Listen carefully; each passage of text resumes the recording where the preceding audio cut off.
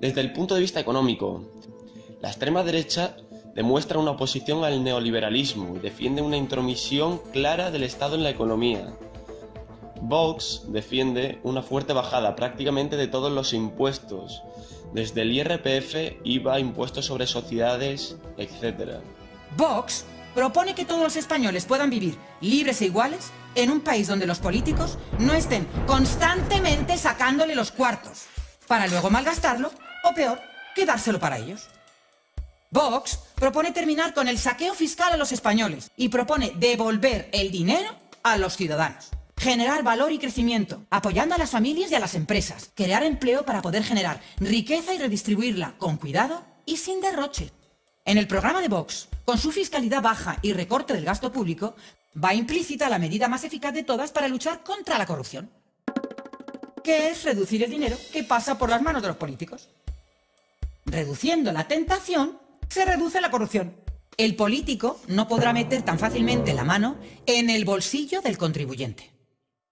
Porque todas las promesas de gasto las hacen con tu dinero. Hay que acabar con este atraco.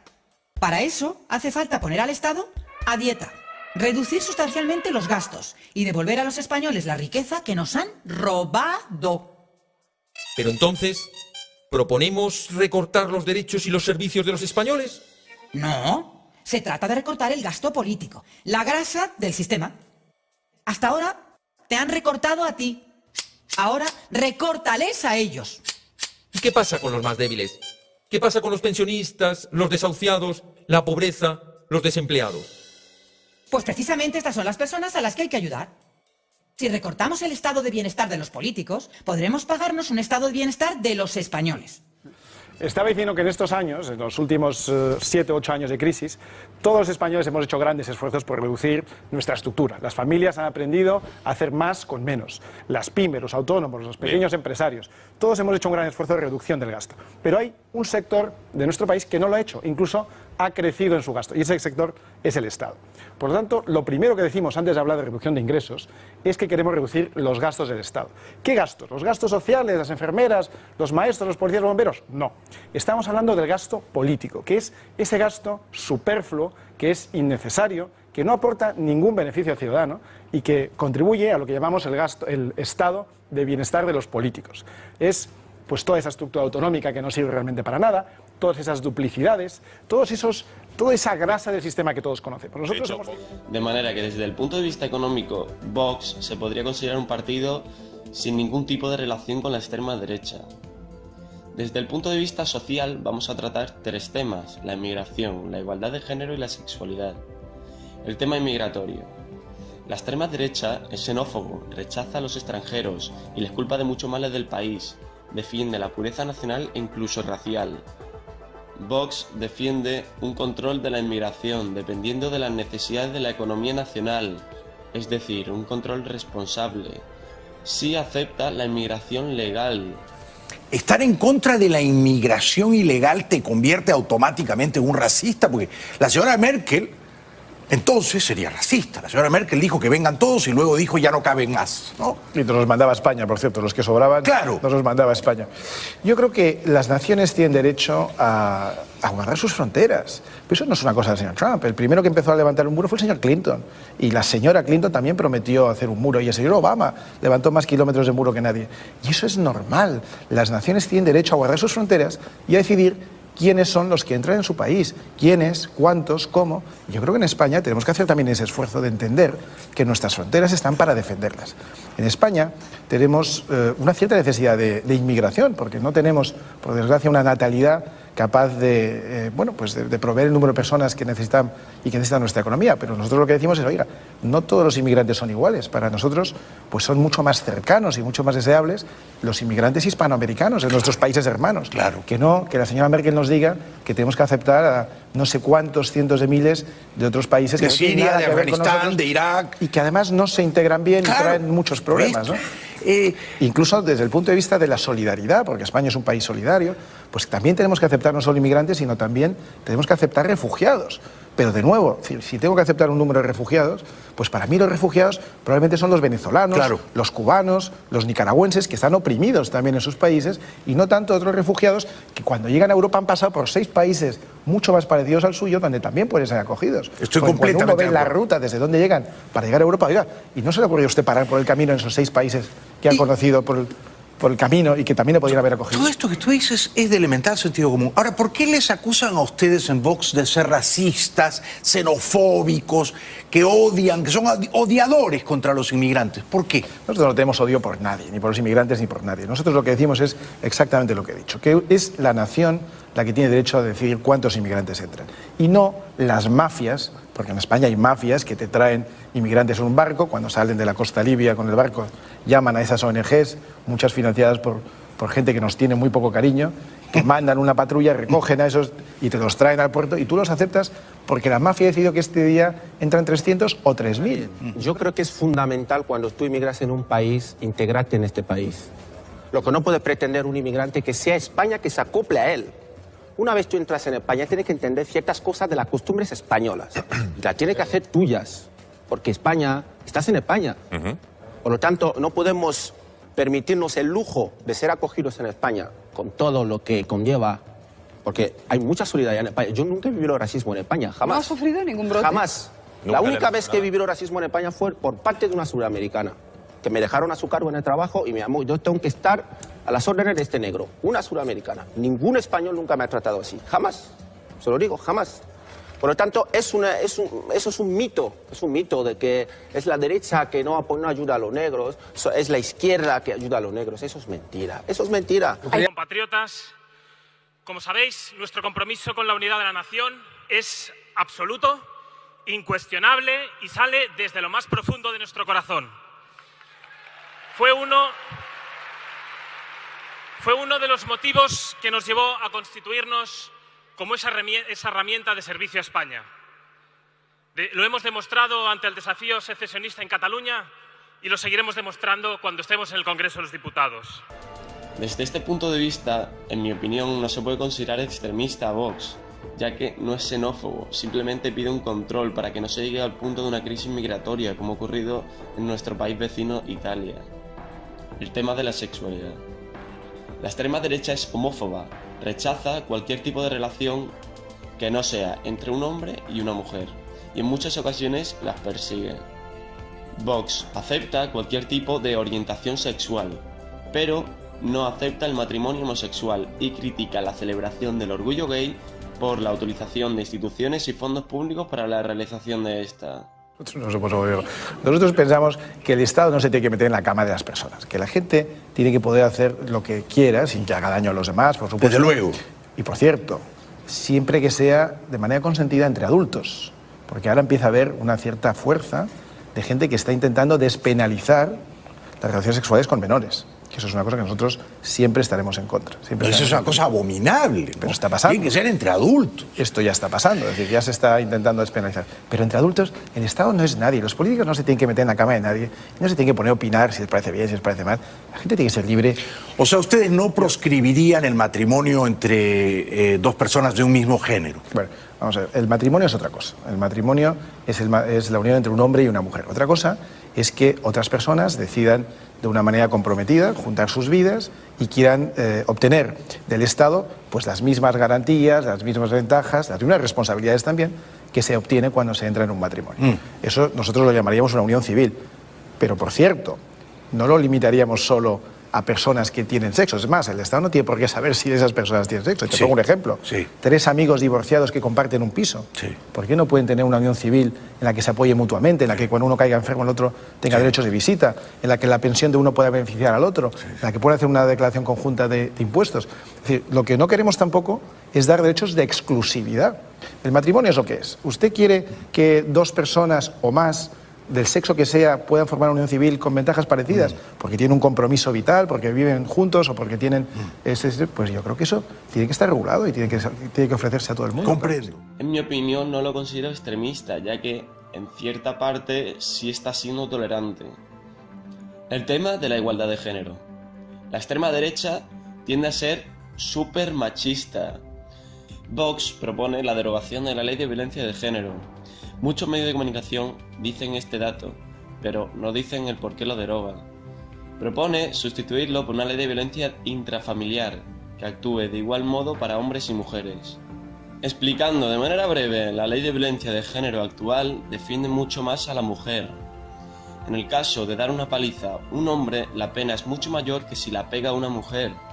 La nueva ley promulga una igualdad para ambos géneros en caso de violencia familiar. Para poner un ejemplo, imagínate que 90 de cada 100 robos lo cometen los hombres.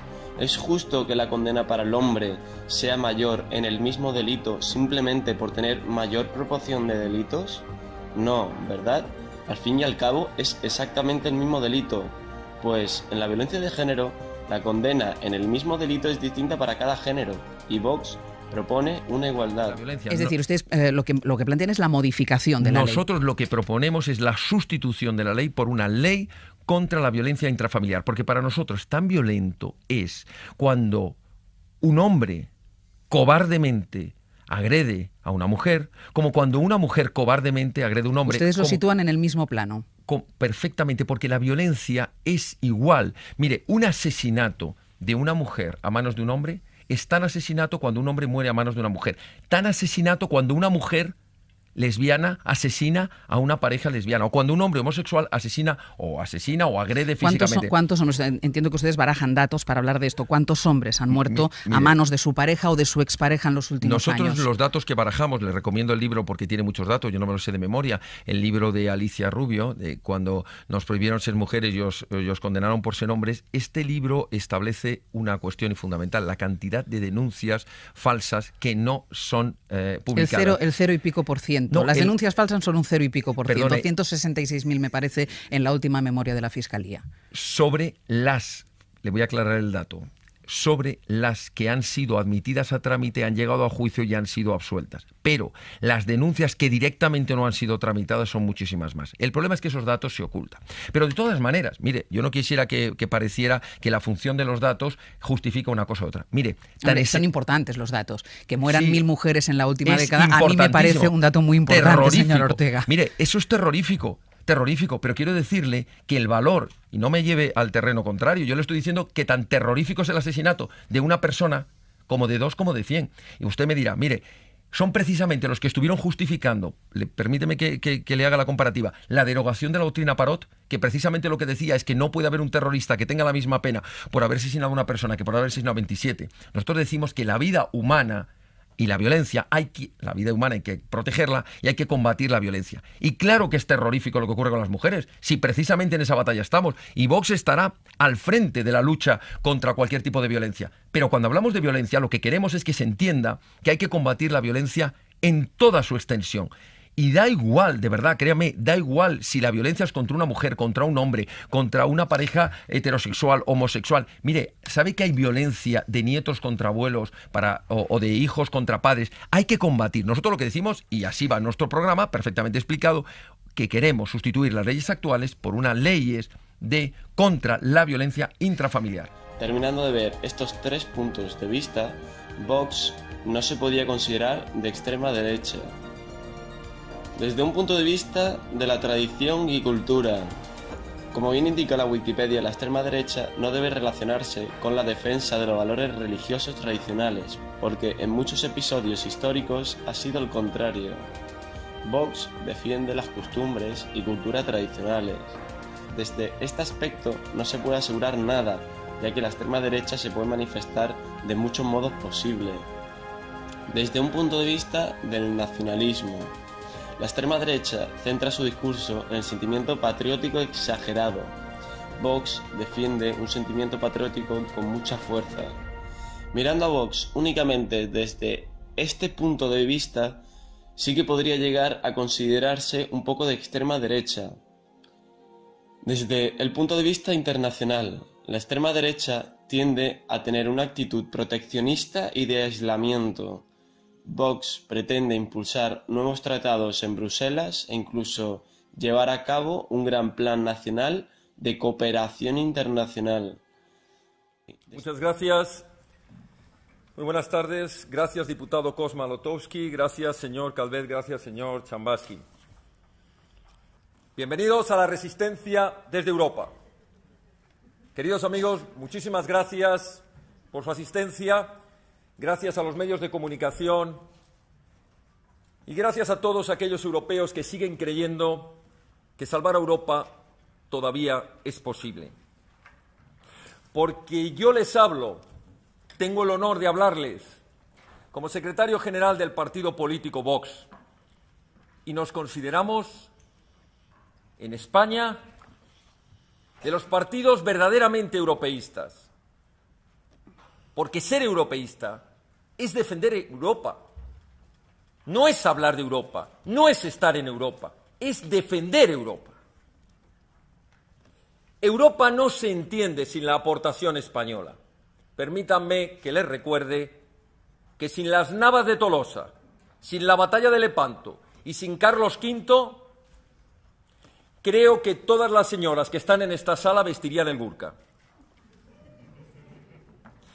Queridos amigos, Europa se defiende su identidad, se defiende su historia y se defiende el principio básico de Europa, que es la libertad.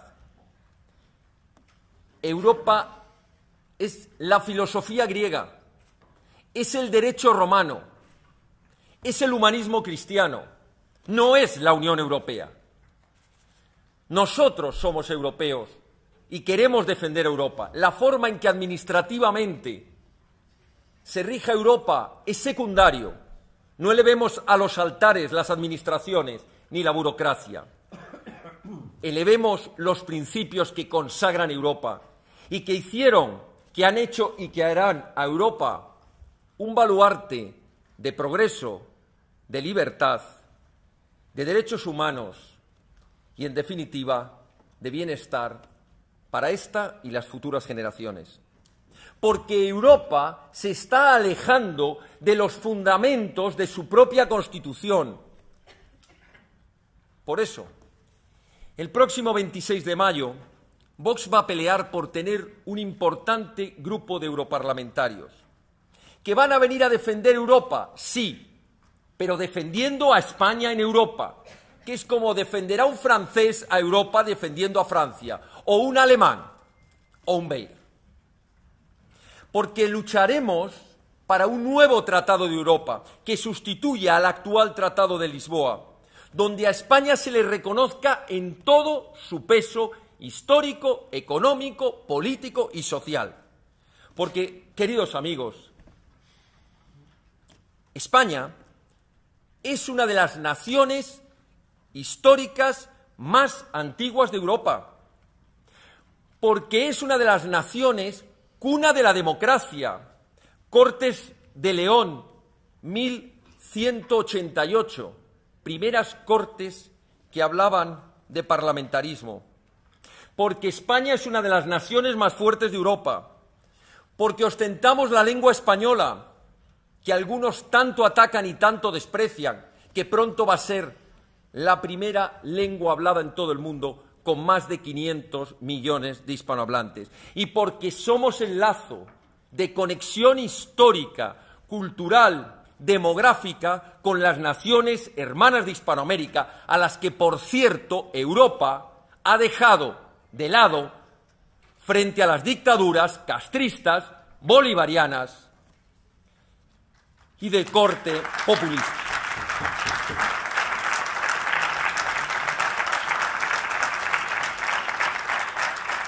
Y no quisiera terminar sin decir una vez más, alto y claro, ¡viva España! ¡Viva Europa! Y Puigdemont a prisión.